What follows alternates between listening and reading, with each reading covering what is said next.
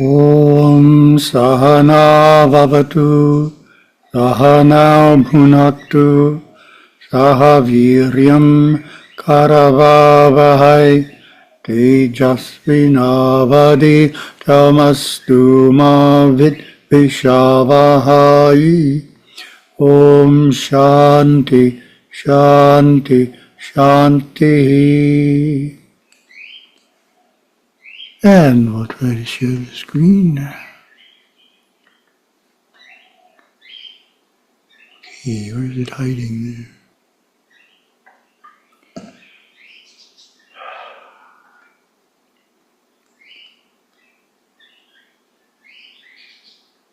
There it is, down there. Okay, we have shared the screen.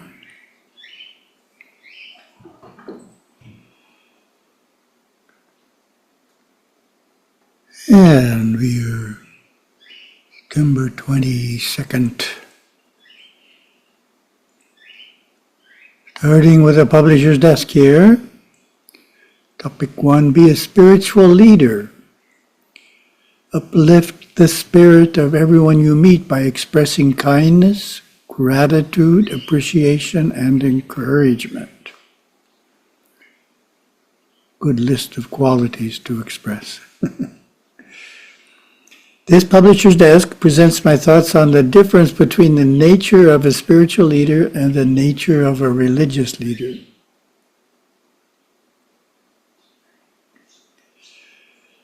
From August 28th through 31st of the year 2000, there was an historic meeting in New York City.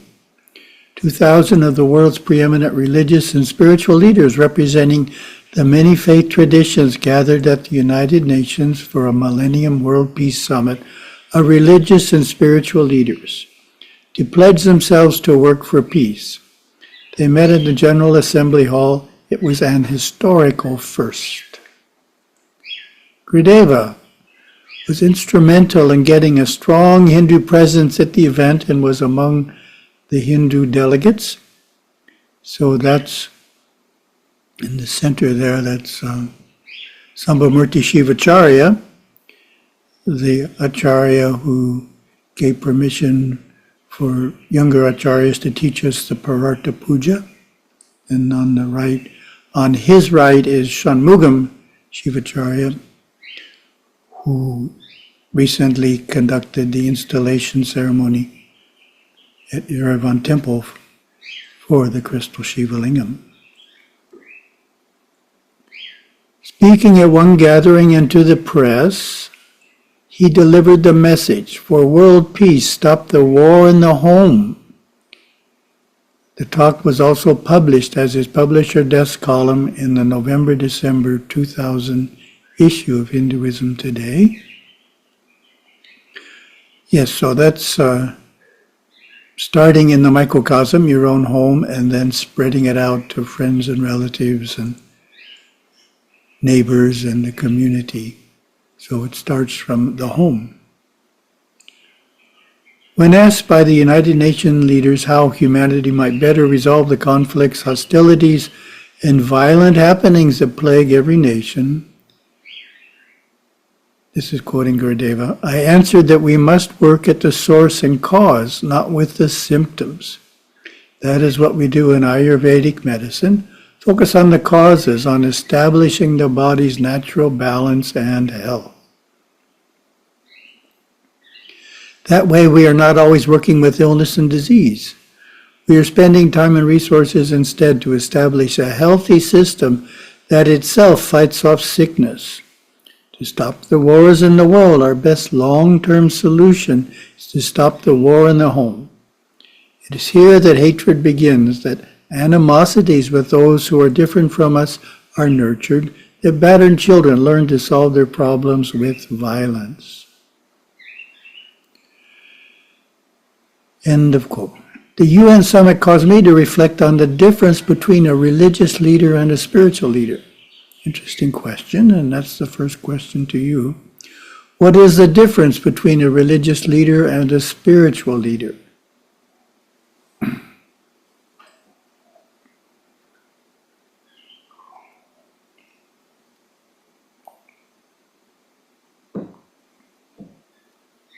They're definitely not the same. The conclusion I came to is that a religious leader is a leader of a recognized religion.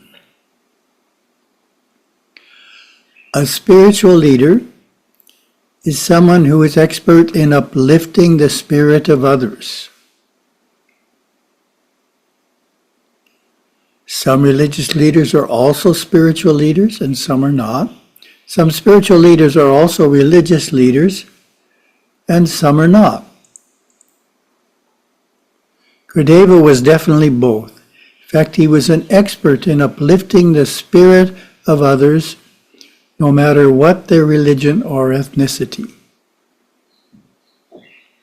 Unusually broad influence, not just one group of people. How did Gurudeva accomplish this? How did he uplift the spirit of so many different types of people?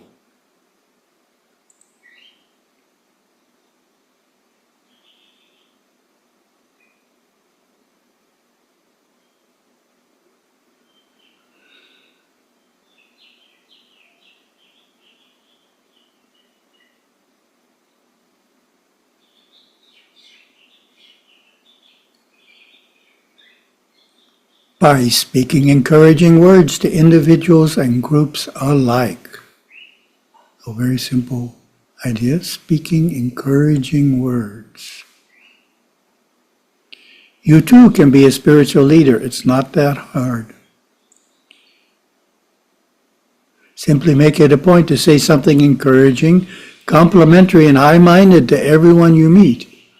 Their day will be brighter because of it, and so will yours. Your words may be just what they needed to escape a moody morning and discover a new energy for the day. Isn't that what spiritual leaders do? Change the energy, elevate the spirit, so people connect with their intuition and open themselves to the highest course of action for the day. When encountering people you know, you can ask about some aspects of their life, such as their children or recent travel, and show an interest in their well-being. Gurudeva was skilled at this form of empathy. As a result, he was an important source of upliftment and encouragement for many people on the Hawaiian island of Kauai, from all walks of life.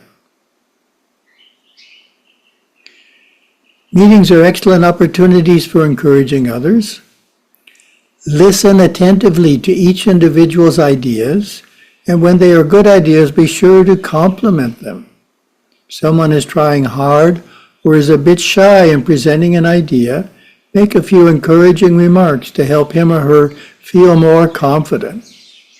Control yourself by not dominating every meeting with your ideas and presence.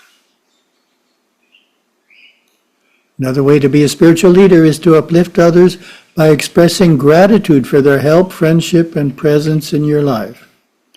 Those who are full of gratitude lack nothing. They are filled with divine energy, complete with nothing to require for their further happiness, nothing to regret. Their spirit is whole, their life is rich beyond measure, so naturally they are the spiritual leaders to others who feel less than perfect in their lives. Gratitude may seem an ordinary thing, but it is the touchstone of spiritual maturity and shared humanity. Showering your gratitude on others teaches them of their own fullness. One of the first ways to do so is to greet everyone with a good morning, afternoon, or evening and a smile. Keeping your mood elevated lifts everyone around you.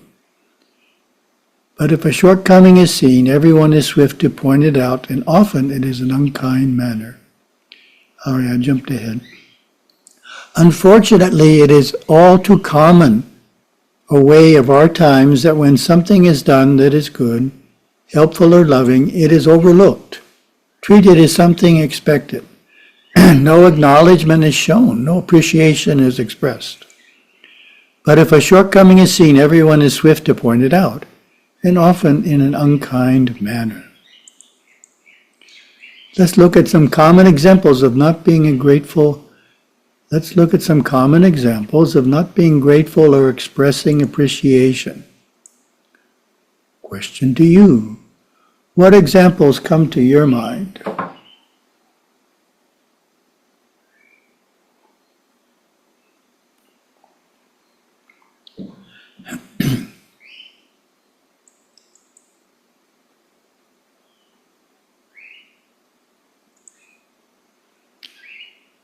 The mother of 4 girls works hard every day to take care of her daughter's needs at home and at school. They take her efforts totally for granted, never help, and never say, "Thanks, Mom." A wife is faithfully attentive to her husband's needs and supportive of his career. The husband is always busy and never bothers to acknowledge her constant care.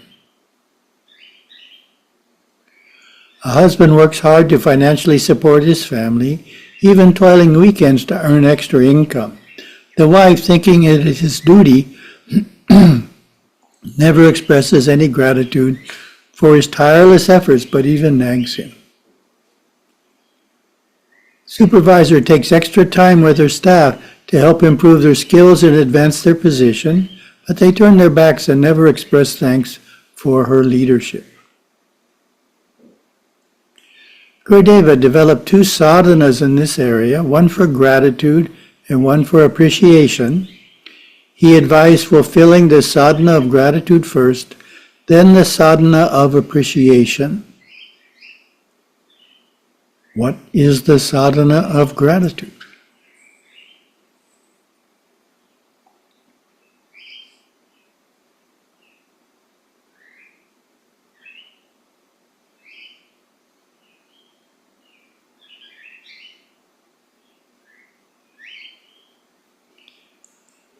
Sadhana of gratitude is to take out paper and pen and list all the good that has come into your life during the past 5 years.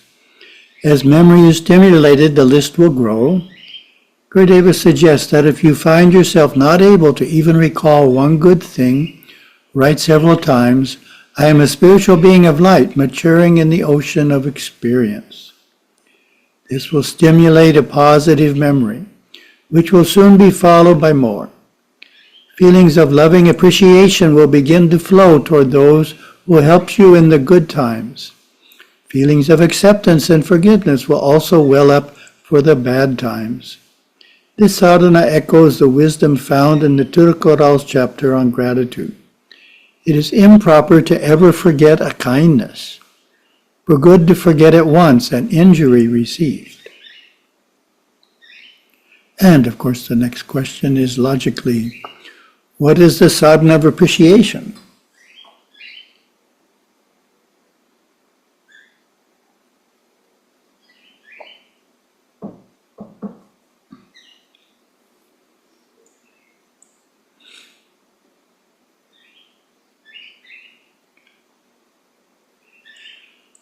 Focusing on the good things in our life leads naturally to the sadhana of appreciation. This sadhana is to approach those to whom you are grateful and tell them, while looking deep into their eyes, how much you esteem and value them. Be specific, that is the key. Don't just say something general like, "You are wonderful." Rather, point out specific qualities so that the person knows you really deeply feel what you are saying, that it is not just a surface compliment. Convince him or her that you are sincere by your kind words, smiling face, and even a small gift. To prepare yourself for the appreciation sadhana, you can practice by standing before a mirror, looking into your eyes and say aloud, "I am grateful to you and appreciate your being in my life." You can then describe some of the many good actions you have done during the past 5 years. Once you feel comfortable appreciating yourself, you are ready to begin appreciating others. This exercise helps overcome any shyness you may feel. Special events are great times to express appreciation. Birthdays are perfect opportunities, as are Mother's Day, Father's Day, and Grandparents' Day. In many nations, there is even a Boss's Day. A few years ago, a number of our youth devotees in Malaysia had a surprise Mother's Day event. This is probably 20 years ago. They wrote to me about it. After the normal satsang events, bhajans and meditation, we announced our surprise, got each ama to come forward and stand in front, and each of her children put a huge garland on her and gave her a note, gave her a bookmark, a card, and a beautiful single rose package, and prostrated to each ama's feet, hugged her and wished her well on this day. We all said our thank yous. By now, most amas were already busy wiping away tears from their eyes. One of the obstacles to expressing appreciation is the fact that, unfortunately, often no one else is doing it. Extra courage then is needed to be the first to do so. For men, the culture may say without saying that real men don't express appreciation. That's not true, but still for men, more courage is required. A less personal way to express appreciation is in the note accompanying a gift.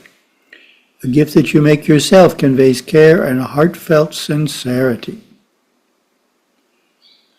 Gurudeva encouraged us to express appreciation to family members and friends, spiritual mentors, business associates, and community leaders as often as we can. Remember, when sharing your love with others, be specific, smile, and realize you are helping change the world for the better. Those you uplift will learn from your example and later uplift others in their life. Gurudeva wrote, "We are essentially pure souls temporarily living in a physical body. We can and should use our God-given gift of free will encased in love to make a difference in the world today, even if it is in a small way. All of us making the same difference together do so in a big way. Shishyas should be grateful to their gurus, husbands to their wives, wives to their husbands, parents to their children, children to their parents, students to their teachers, and teachers to their students." And that's our first topic.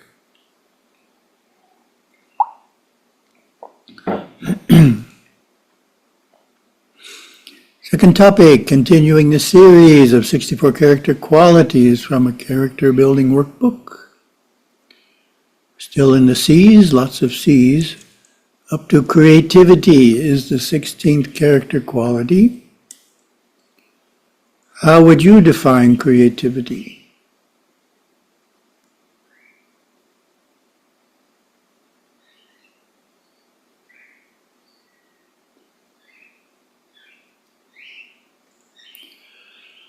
The workbook gives this definition. Creativity means being imaginative and inventive. I strengthen it when I approach tasks with full energy, originality, artistry, and intuition. The opposite is unoriginality. We must remember that to restrain and moderate desire allows the energy, which is restrained and moderated, to enliven higher chakras, giving rise to creativity and intuition that will actually better mankind, one's own household, and the surrounding community. So we have to discipline ourselves, which causes our energies to rise. I remember Yoga Swami's quote. He said, "Enough singing, make the energy to rise." Devotee who can command his mind to be instantly creative and be consistently successful has acquired a conscious control of the use of the sub-superconscious state of mind. Reflection. Take a moment to identify a few ways in which you could improve in creativity.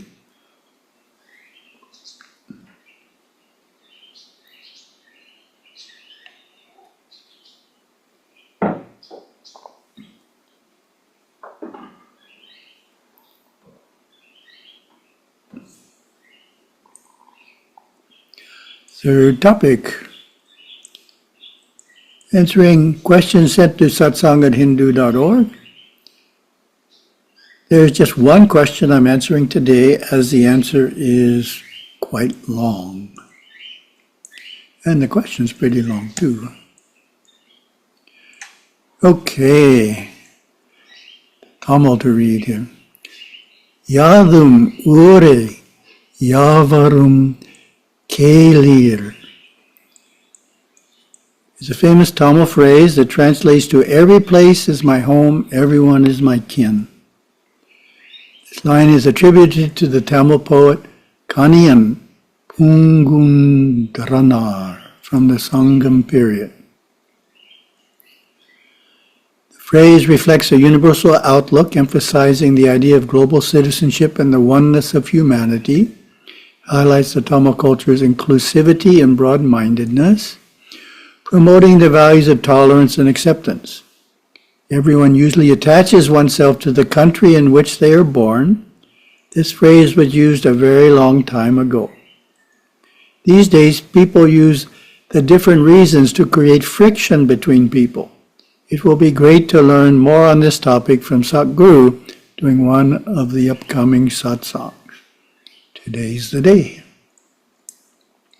So the answer, I didn't write this answer specifically to this question recently. It's an answer I wrote some time ago, but it fits perfectly.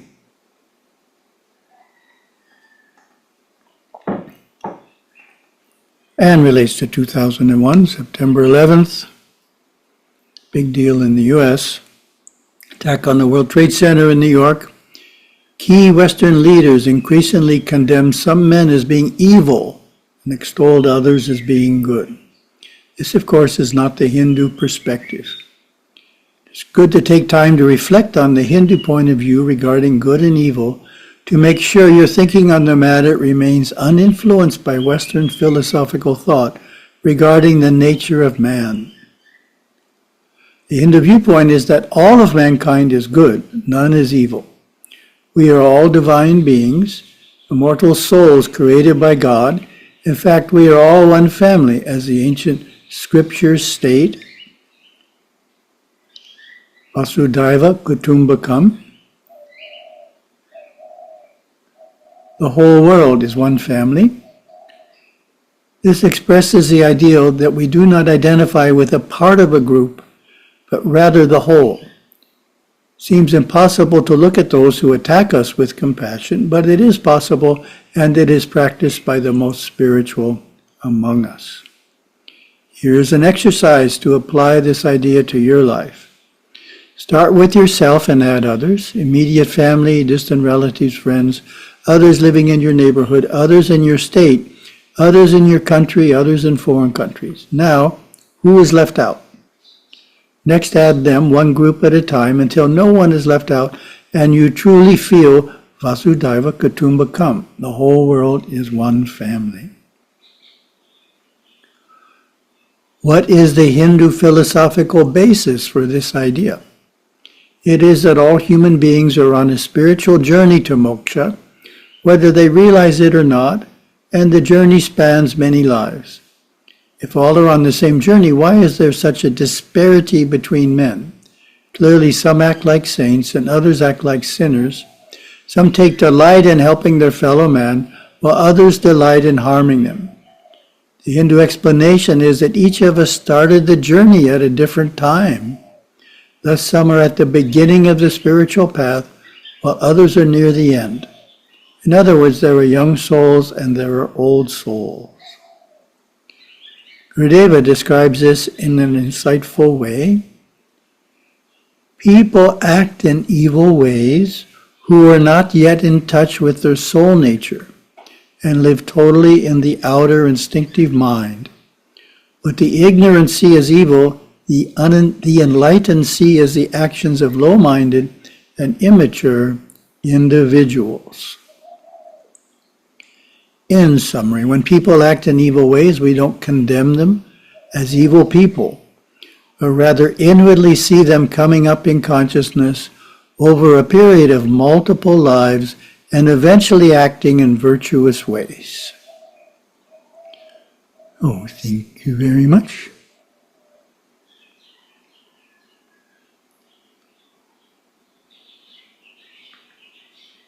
Here we go.